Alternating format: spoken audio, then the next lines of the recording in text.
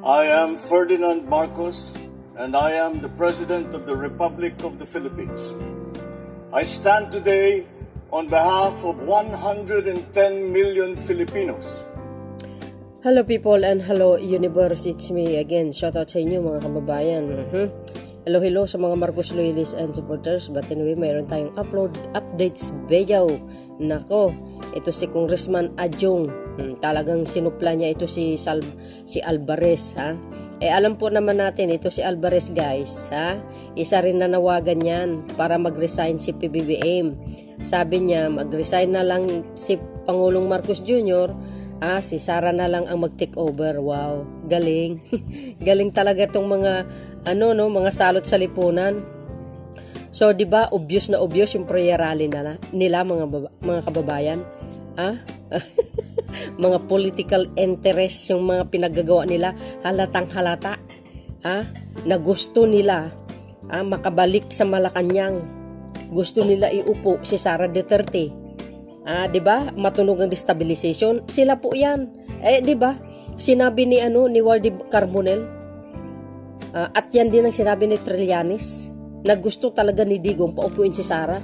Since pa naman last election 2022, gusto niya running for president si Sara Duterte pero hindi nangyari. Ay kung lalabanan niya si Pangulong Marcos Jr., wala. Sabi ko sa inyo, lalamunin siya ng putik. Matatalo talaga siya, sa totoo lang. Ayan ang gusto ni Digong. Magiging pangulo yung anak niya. Bakit? Para kasi mapagtakpan yung mga issue nila, yung issue niya dyan sa Ayungin Shoal. Yan lang po yun. Pangalawa, itong issue ni Kibuloy na gustong absolutuhin at paboran pag nakaupo si Sara Duterte. Ayun ang aking opinion, aking nakikita sa mga style nila bulok O, di ba? Ma-prayer rally nila. Well, mayroon po ako nakikita na isang post, guys, ha. Mayroon silang naka-schedule diyan po prayer rally sa Bulacan. Correct me if I'm wrong, no? Kaya Gobernador Dan Fernando. Kaso lang, guys, tinanggihan. Hindi nila tinanggap. Buti nga sa kanila 'yan. Buti nga sa kanila 'yan.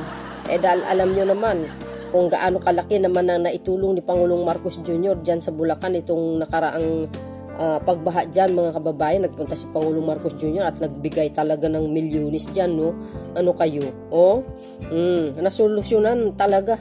Basta bawat sakuna sa bawat lugar, si Pangulong Marcos Jr. to do the rescue yan.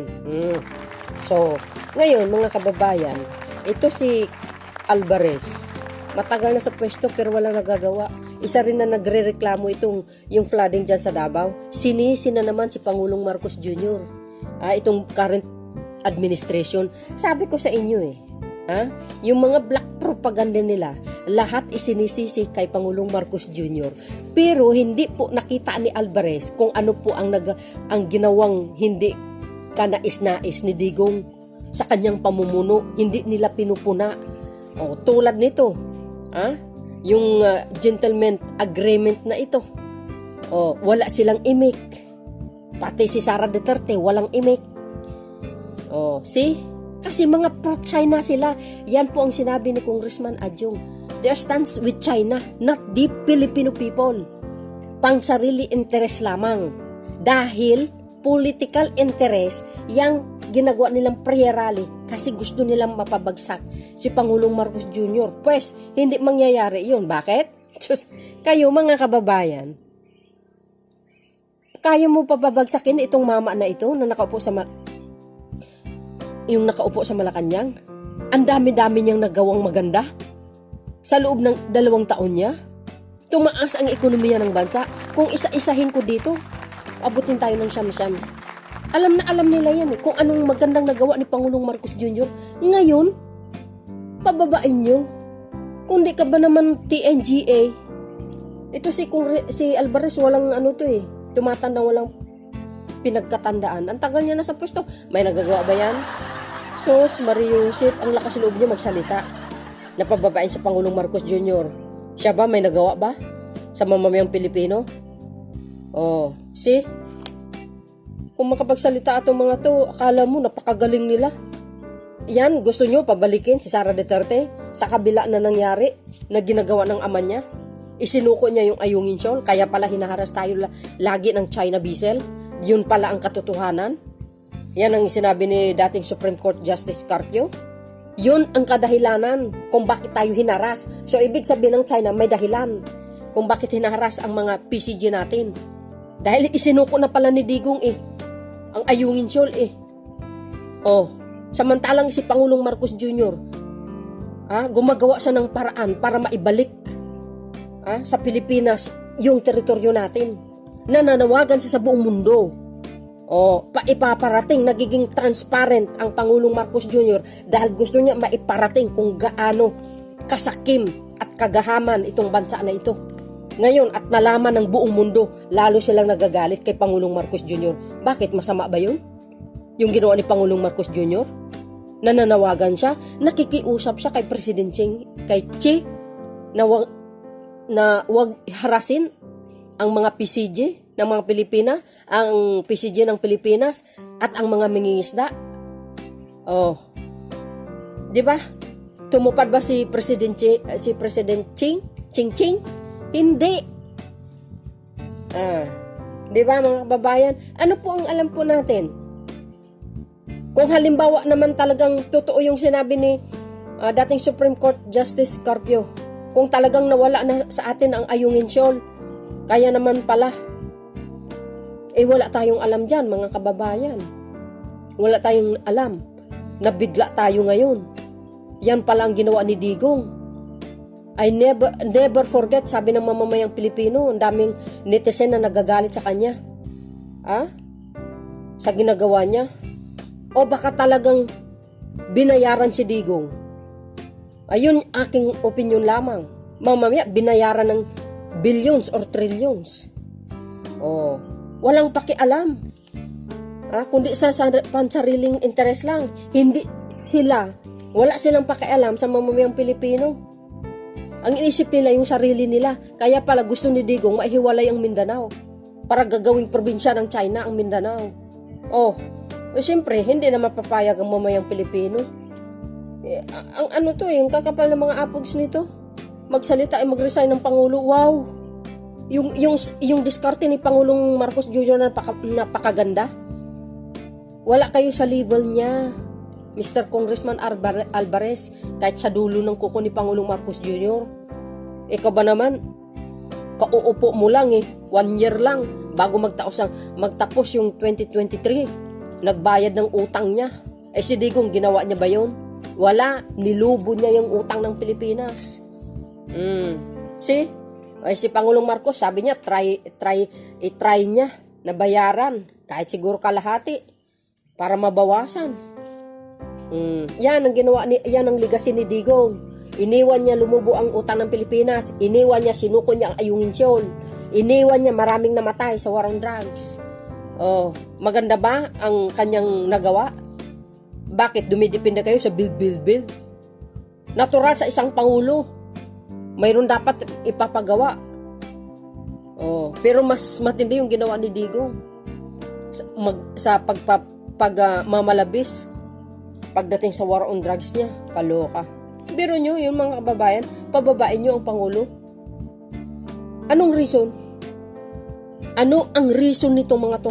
Kung yun ang reason, tungkol lang dito sa Western Philippines, napakababaw. Anak ng kwago kayo naman, Yun lang ang reason nyo? Or talaga ang reason nyo? Gusto nyo ipaupuin talaga si Sara? Yun naman ang reason nila, guys. Kaya todo paninira sila ngayon kay Pangulong Marcos Jr. Hindi nyo magagawa yan. Respetuhin nyo ang bumoto dyan sa mamang yan. 31 million.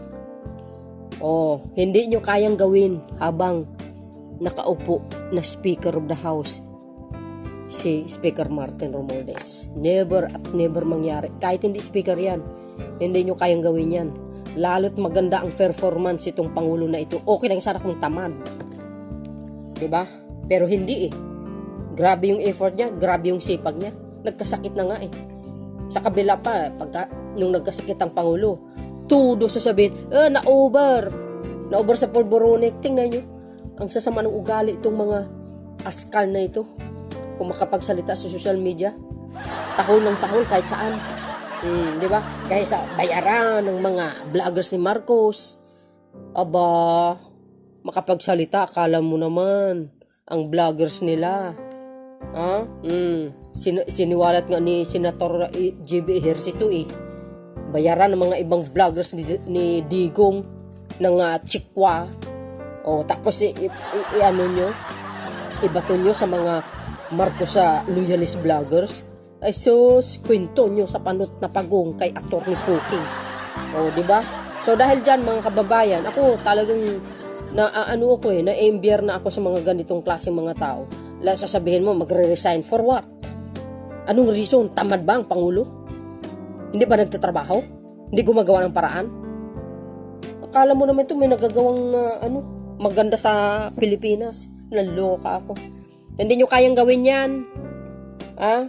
Muslim congressman, kakampi ni Pangulong Marcos Jr. Kasi guys, kung pag nagkaroon ng impeachment yan, mag-umpisa yan sa Kongreso. Correct me if I'm wrong. Basahin ko yung sinabi ni Congressman Adjong, okay? Sabi dito mga kababayan, Alvarez resignation call for BBM show he is pro-China, says Adjong. Obvious ba? Yan, si Congressman Alvarez, pro-China yan, 100%. Di ba? Bakit hindi nila kinukundina yung mga Chinese vessel na hinaharas ang PCG? Sige nga. Si Sara Duterte nga, walang kibo Obvious, Davao del Norte, First District, Congressman Alvarez recent call for President Marcos to resign and let Vice President Sara Duterte take over simply reflects his pro-China stance, says House Assistant Majority Leader Lano del Sur, First District Representative Sia Alonto Adjong. Ayan, sabi. Ito ay sinabi ni Manila Bulletin, guys. Sabi po dito, Davao del Norte, First District, Congressman Alvarez recent call Ferdinand Marcos to resign and let Vice President Sara Duterte take over simply reflect his pro-China stance. Yun lang naman talaga intensyon nila paupuin si Sara. Bakit? Para mapagtakpan yung anomalyang ginawa ni Digong dyan sa Ayungin Seoul. Yung nga, diba? Isinuko niya si Ayungin kay China. Ayun, para mapagtakpan yun. Pero hindi. Walang usok na hindi uusok. Tandaan nyo yan. At saka isa pa, para mapaboran ito si Kibulik. At mapaboran itong mga nagtatago. Katulad ni Mr. Tibinyus. As well as Bantagis. Ganun lang yan mga bes. Yan ang gusto nila paupuin. Para lahat ng akusado, paboran nila. Magising kayo, mamamayang Pilipino. Sabi dito, thus said House Assistant Majority Leader Lano del Sur, District Representative Sia Alonso Adjong, as a question. Ayan. Tinatanong. Alvarez true motive. Ano ba ang motibo ni Alvarez for making such appeal to the Chief Executive? Guys, yun ang motive nila. Pabagsakin si Pangulong Marcos Jr., paupuin si Sara Duterte para mapagtakpan yung mga anomalyang nangyayari during his father's term. Alam nyo na yun. Yang Ayungin, Kibulik, kaso ni Kibulik, the rest, pati yung 51 billion, lahat mapagtakpan, pati yung war on drugs niya. His call for President Marcos Jr. to resign reflects only his pro-China stance. Tama naman yun. China, pro-China talaga yan, and not any true concern for the flight of Filipinos, Adjong said in a statement Sunday, March 31. Yes, di ba, mga kababayan? Kundi ang pansariling interes lamang ang kanilang iniisip, not for the Filipino people. If ang concern nila for Filipino people, dapat mananawagan sila sa China na huwag iharas itong mga PCG natin. Dapat may pakialam sila. Pero hindi wala. Yan ang sinabi ni Adjong said in statement Sunday, March 31. Biro nyo? Kaloka. It's transparent that Representative Alvarez is less concerned about national strategy and more focused on political maneuvering. Diba? Sabi ko sa inyo, political yan guys. Maagang panggugulo.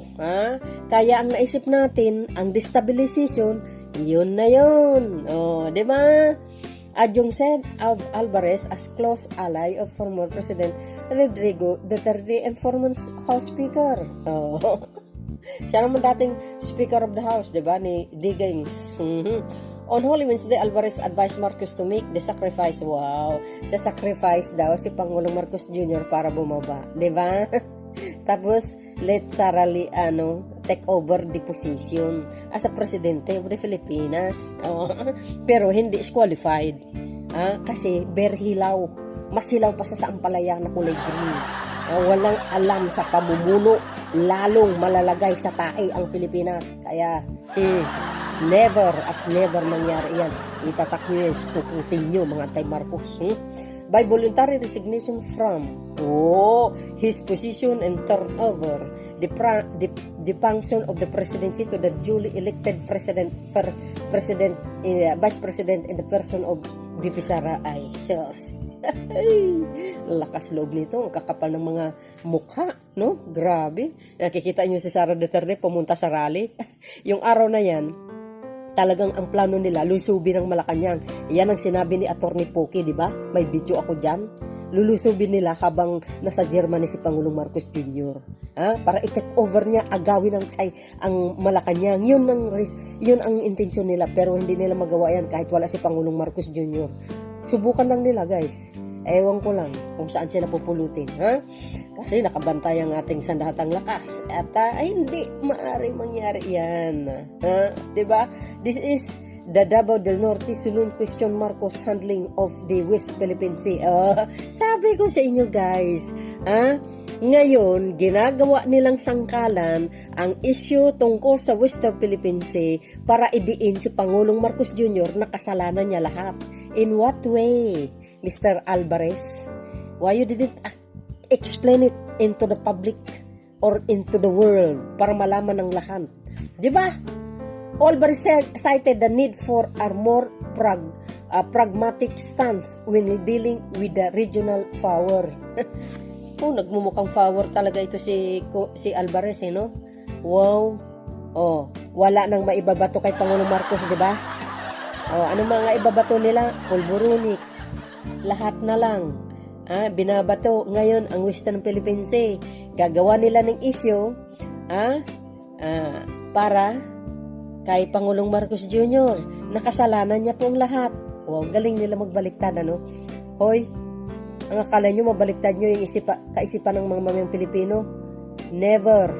Panahon pa ni Corimao pa yan. Pero ngayon hindi na. So, yun mga kababayan. Diba? Yan ang dinahilan. Ginawang sangkalan ng issue sa Western Philippine Sea. Ang galing nila magbaliktad, no? Grabe. Mga utak pulbura. Grabe, intindi ito ni Alvarez, ha? Biro mo yan? Cited, sabi niya, Alvarez, cited the need for or more pragmatic stance when dealing with the regional power. What the heck? Ano ba yan? Hindi kami uto-uto para maniniwala sa pinagsasabi ni Alvarez. Wow, binaliktad talaga ang Pangulong Marcos Jr. Ang galing talaga itong mga ito, no? Mga utak dilis. Kaloka. The elder Duterte has close ties with Beijing and is known for his pivot to China. What the heck? During his term, Alvarez was the speaker during the first 2 years of his presidency. See? Halata naman talaga mga pro-China. Lalo na si Digong. Diba? Uulitin ko. Paano ba naman Diba pumunta yan si Digong sa China para umattend doon sa inauguran ng yung isang university kasi pinangalanan sa mama niya. Obvious ba? Iyan ang sinabi ni Alvarez, mga kababayan. Aba, nanawagan siyang mag-resign ng Pangulo. Papayag kayo? Ito pa. Adjung said that Alvarez suggested turnover of power undermines the democratic process and disrespect the mandate given to the President Marcos Jr. by the Filipino people. See? Talaga totoo yun. Ang tanong, Papayag kayo ang 31 million? O, di subukan nyo kung kaya nyo. Siyempre, hindi kami papayag. Binuto namin yan dahil alam namin na maganda ang kanyang pamumuno, ang kanyang plano para sa bansang ito. O, siya nga, gumanda nga. Unti-unti. Maraming natutulungan, maraming nagawa. Isa-isahin natin dito, haba yan. Mga kababayan. Yang ginawa, bakit si Digong that time ba nakafocus sa magsasaka? Wala akong nakikita nakafocus sa war on drugs siya si Pangulong Marcos Jr., kauupo niya lang. Mga ilang buwan lang nang nakaraan nakaupo. Dineclare na nagkaroon ng statement na yung binayaran niyang utang ng mga magsasaka, dekada na, panahon pa ni Kurikong. Kayo naman, tapos sasabihin nyo, pababain nyo. Wow, lakas ng apog nyo yung mga pagbibigay ng titulo ng lupa, Luzon, Visayas at Mindanao through the Department of Agrarian Reform. Tapos, ang mga magsasaka, sobrang saya nila, tuwang-tuwa. Very hardworking dyan, si DAR Secretary Estrella. Biro nyo yun, tapos sabihin nyo magre-resign. Hoy, alam nyo, Congressman Alvarez, hindi nyo kaya yung ginawa ni Pangulong Marcos Jr. Kaya sana, magtigil-tigil na kayo sa pinagsasabi nyo. Kung ako na lang, ang sabihin mo na lang kay Sara Duterte, mag-resign na lang siya sa DepEd kasi nakakahiya siya. Kamo. Hindi siya bagay sa gabinete ni Pangulong Marcos Jr. yung pagpunta niya sa rally, pang ugaling pag-traidor yun. Biro mo yun. Yan. Sabi guys, respetuhin dapat ni Alvarez ang bumuto kay Pangulong Marcos Jr. na 31 million plus. Wala siyang respeto. Pansariling interest lang ang inatupag nila. Nako. Ito yung mga tao mga gahaman sa posisyon, sa totoo lang. Sorry to say, pero yan ang nakita ko We must question the motives behind such statements and recognize them for what they are. Political strategies, not genuine concern for the national welfare. That's correct. Adjong pointed out. Talaga naman, totoo yun. Wala naman silang concern. Sa soberenya ng bansang Pilipinas, wala silang concern. Sa kapakanan ng mamamayang Pilipino, wala silang concern sa bansang Pilipinas. Ang concern nila kundi yung pansarili nilang interes na makaupo si Garutay sa Malacanang. Kaya todo panira, pre-rally, ginagamit nila ang religions na siya rin ginamit ni Corimao. Nakala nila makakaisa na naman sila ngayon. Hoy, taga nyo sa bato yan, hindi mangyayari yan. Ginamit nila ang religions. Pero hindi na gising ng taong bayan sa mga style nyo bulok. Pre-rally, ginagawa nyong sangkalan ng Panginoon. Do you think papakinggan kayo ng Diyos? Hoy, siguro hindi kayo papakinggan, mamalasing kayo. Tandaan nyo yan. Diba? Sabi pa dito guys, he then urged for a focus on the best interests of the country in leadership and policy decision rather than this succumbing to the political ambition of a few individuals. Alam niyo ang Pangulong Marcos Jr., alam mo kung ano ang kanyang kung saan siya nakapokus, ang pagpapalago sa ekonomiya ng bansa, ang mabigyan ng mga trabaho na sapat ang mga jobless na Pilipino galing sa pandemya. Kaya nga siya nag-iikot sa buong mundo para lang mag-encourage sa mga investor na banyaga. Sa awa naman ng Diyos, marami naman nag-invest dito, trillions na. Research nyo para maniwala kayo. Sabi nyo, peke na naman. Hoy, hindi ako nag-contact dito para peke ha. Peke nyo yung pagmumukha nyo.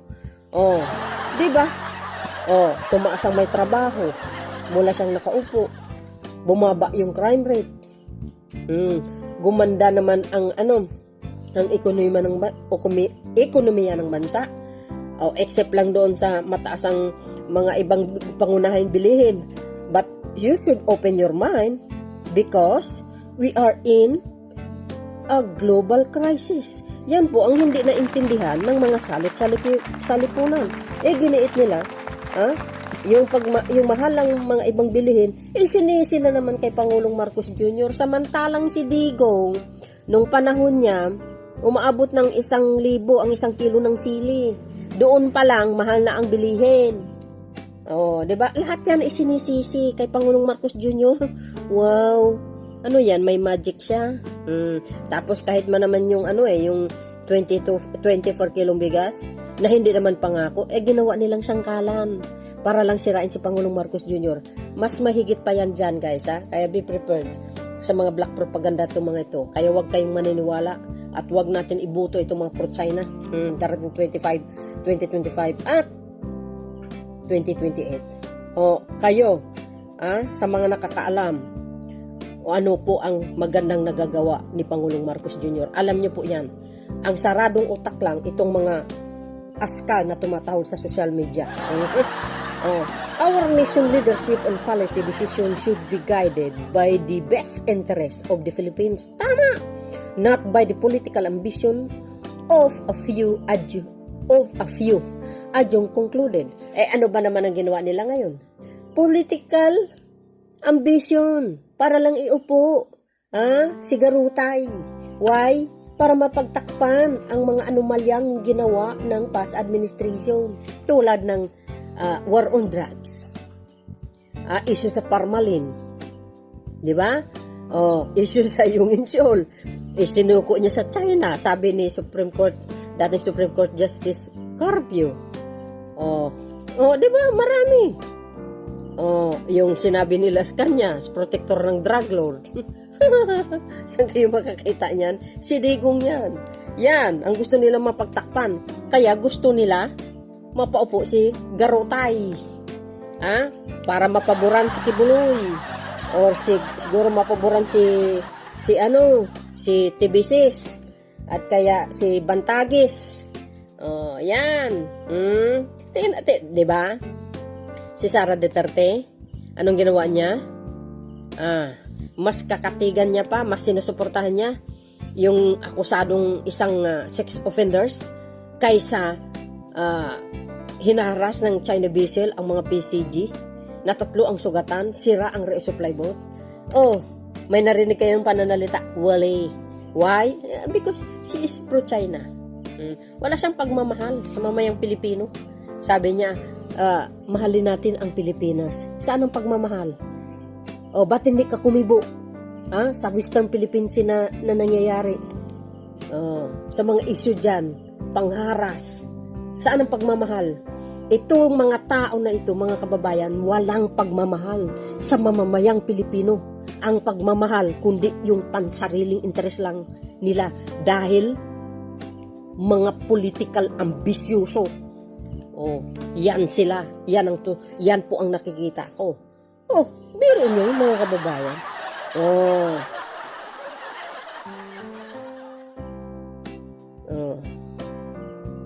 Yan ang isiniwalat. Yan ang sinasabi ni Congressman Anjong.